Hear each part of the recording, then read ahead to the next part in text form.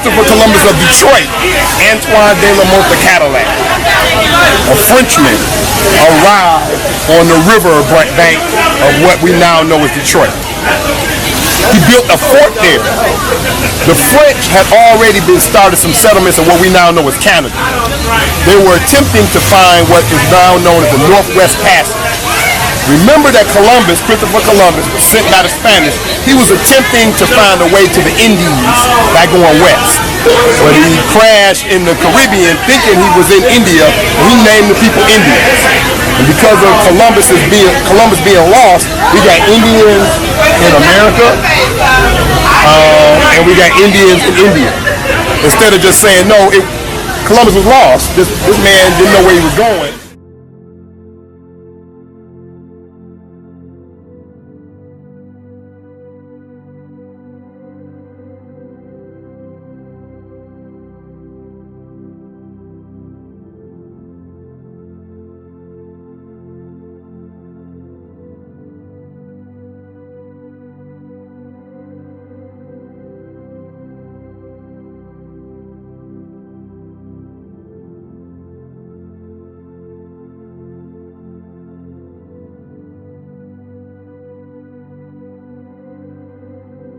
But they set up some settlements in Canada.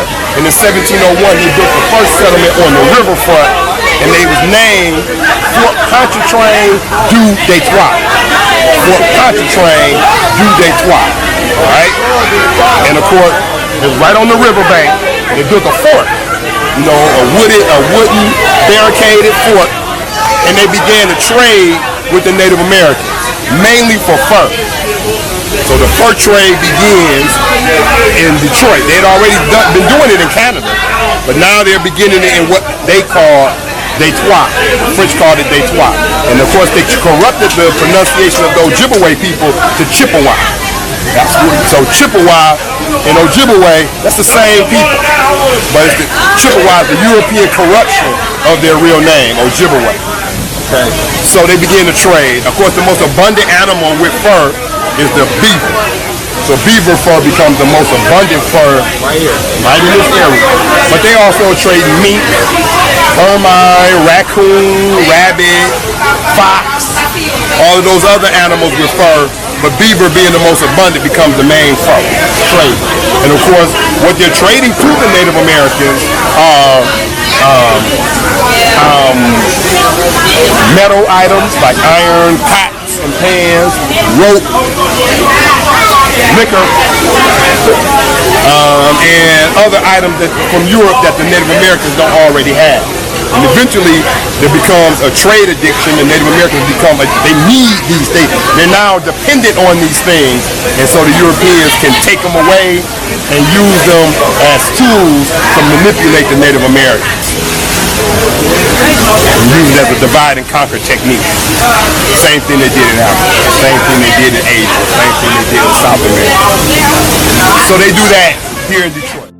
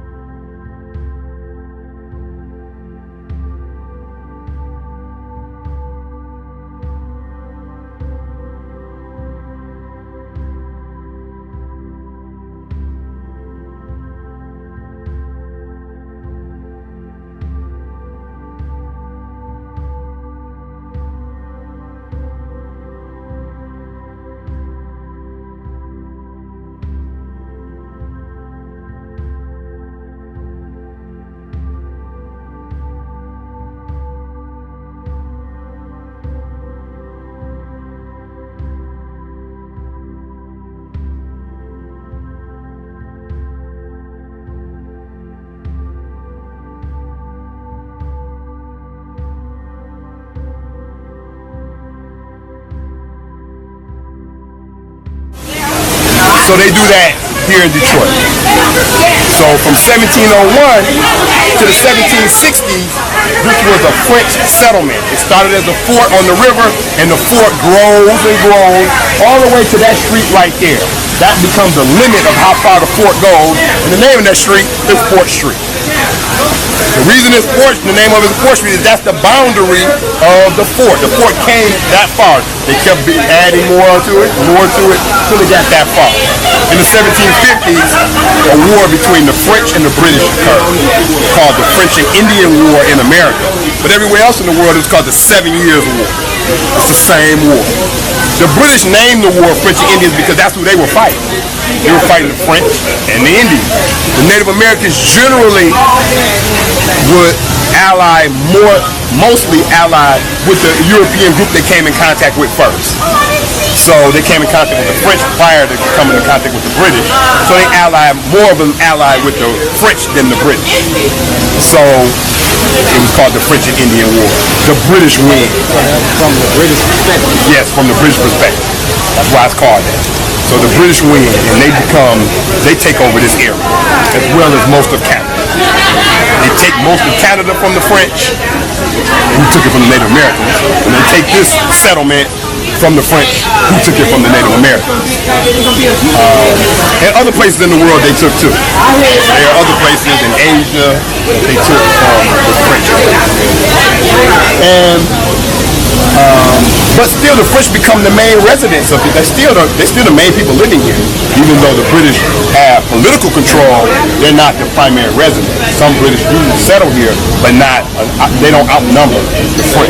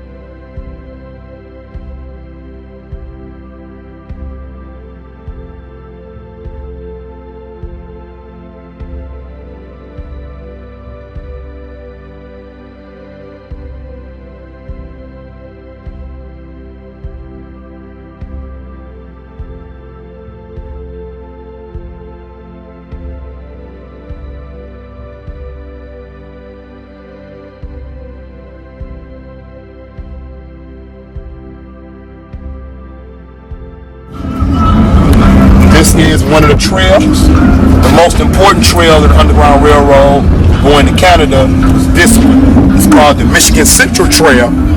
It's really an old Indian trail that black people followed. And now you know it is I-94.